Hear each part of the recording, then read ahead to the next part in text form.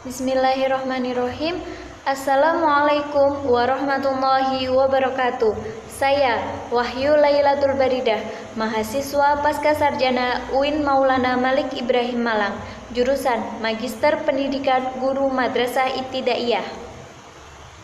Pada kesempatan kali ini, saya akan sedikit memaparkan tentang materi kontrol mutu dan budaya mutu di sekolah. Ada dua tema yang akan kita bahas, yaitu kontrol mutu dan budaya mutu. Nah, kontrol mutu di sini akan membahas tentang pengertian kontrol mutu, komponen kontrol mutu, tujuan kontrol mutu, dan implementasi kontrol mutu. Selanjutnya, budaya mutu akan membahas tentang pengertian budaya mutu, komponen budaya mutu, peran budaya mutu, tahap peningkatan budaya mutu, dan implementasi budaya mutu. Kontrol mutu atau yang biasa disebut dengan pengendalian mutu adalah pelaksanaan langkah-langkah yang telah direncanakan secara terkendali agar semuanya berlangsung sebagaimana mestinya, sehingga mutu produk yang direncanakan dapat tercapai dan terjamin. Nah, untuk tujuan pengendalian mutu adalah melakukan pengukuran dan perbaikan agar apa yang telah direncanakan dapat dicapai secara optimal. Komponen kontrol mutu. Setiap sistem pengendali mutu memiliki 4 komponen. Yang pertama, alat pengamatan untuk mendeteksi, mengamati, dan mengukur atau menguraikan kegiatan-kegiatan yang dikendalikan.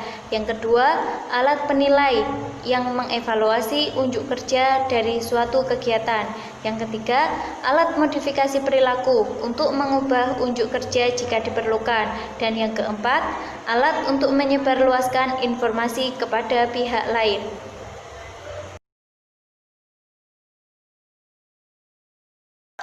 Nah, selanjutnya implementasi kontrol mutu. Menurut Raffianto, ada 4 tahapan pengendalian mutu yang biasa disebut dengan PDCA atau Plan, Do, Check, Action. Nah, kita akan membahas satu persatu tahapan-tahapan tersebut.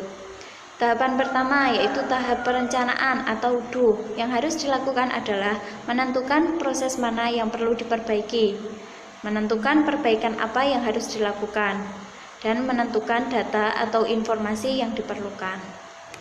Selanjutnya, tahap kedua yaitu tahap pelaksanaan atau Do.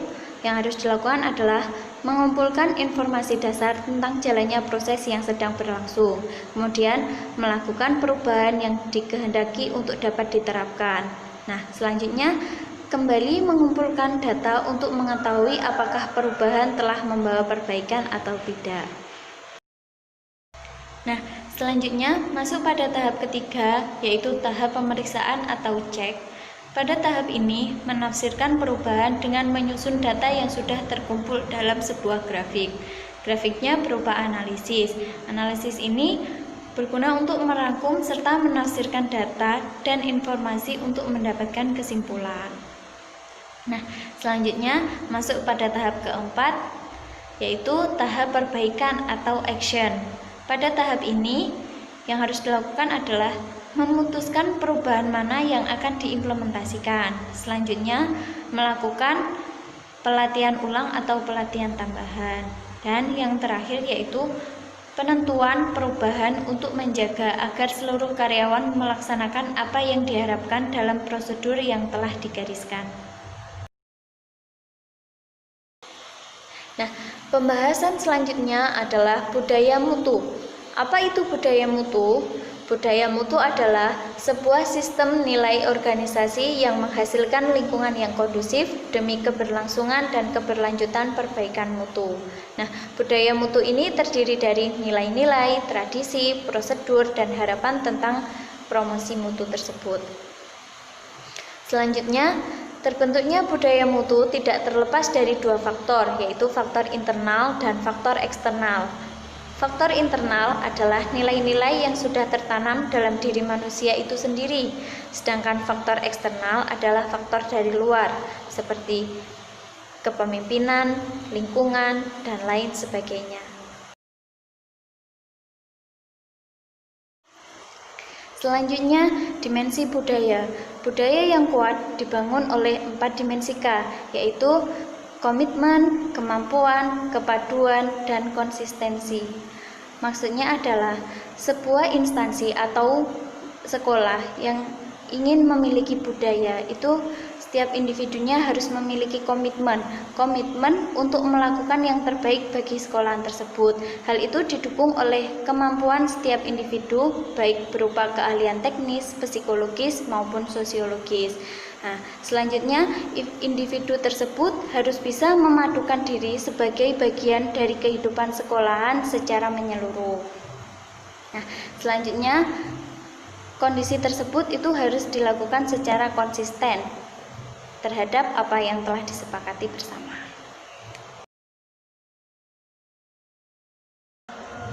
Selanjutnya, sekolah berbudaya mutu. Nah, sekolah yang bagaimana yang disebut dengan sekolah berbudaya mutu? Jadi, sekolah yang disebut dengan sekolah berbudaya mutu itu adalah sekolah yang sudah memenuhi 2 kriteria. Yang pertama, sekolah telah memenuhi kualifikasi 8 SNP. Dan yang kedua, sekolah yang mampu memenuhi tuntutan mutu yang diinginkan oleh pelanggan. Peran budaya sekolah.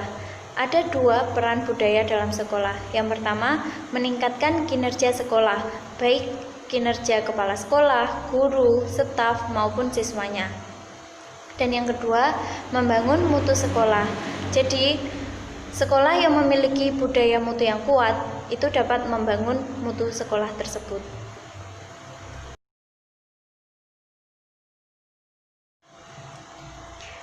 Tahap peningkatan budaya mutu di sekolah. Ada 4 tahapan. Yang pertama, tahap perencanaan. Pada tahap ini, kepala sekolah menyampaikan program mutu sekolah sesuai visi misi dan tujuan sekolah, antara lain peningkatan mutu proses belajar, budaya mutu, dan karakter, serta kegiatan ekstrakurikuler.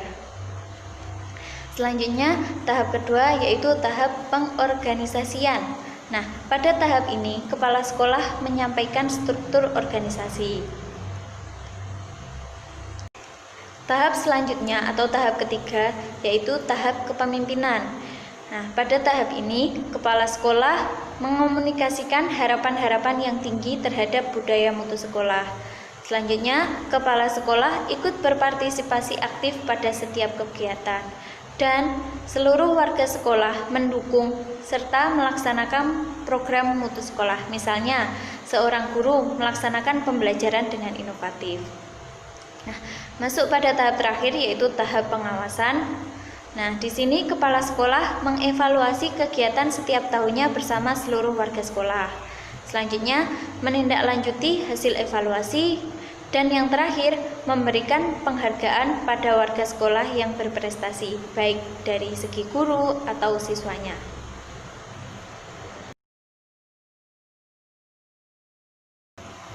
Implementasi budaya mutu. Nah, mengacu pada konsep kepemimpinan Ki Hajar Dewantara, yaitu ing ngarsa Suntulodo, ing madya mangun karso tutwuri handayani, yang artinya ing ngarsa Suntulodo adalah seseorang yang mengajari orang lain yang belum punya kompetensi untuk memiliki kompetensi. Nah, dalam sekolahan misalnya kepala sekolah mengajari dan membimbing guru, staf, dan siswa-siswanya. Selanjutnya, ing madya mangun karso, yang berarti kepala sekolah bertindak menjadi motivator dan membangkitkan semangat yang menggerakkan hati para guru, karyawan, dan siswa untuk melaksanakan tugasnya dengan baik. Dan yang terakhir, tutwuri handayani, yang berarti kemauan kepala sekolah untuk memberdayakan dan memberi peluang kepada guru, karyawan, dan siswa untuk berani mengambil inisiatif dalam memajukan pendidikan di sekolah.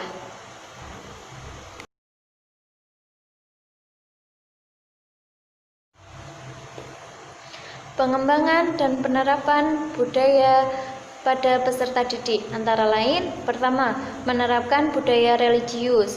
Kedua, pembiasaan budaya jujur dan budaya disiplin. Yang ketiga, pembiasaan budaya bersih dan sehat. Yang keempat, penanaman budaya toleransi. Yang kelima, penanaman sikap cinta tanah air. Yang keenam, penanaman sikap mandiri dan kerja keras. Yang ketujuh, penanaman budaya kreatif. Dan yang kedelapan, pengintegrasian budaya melalui proses kegiatan belajar mengajar.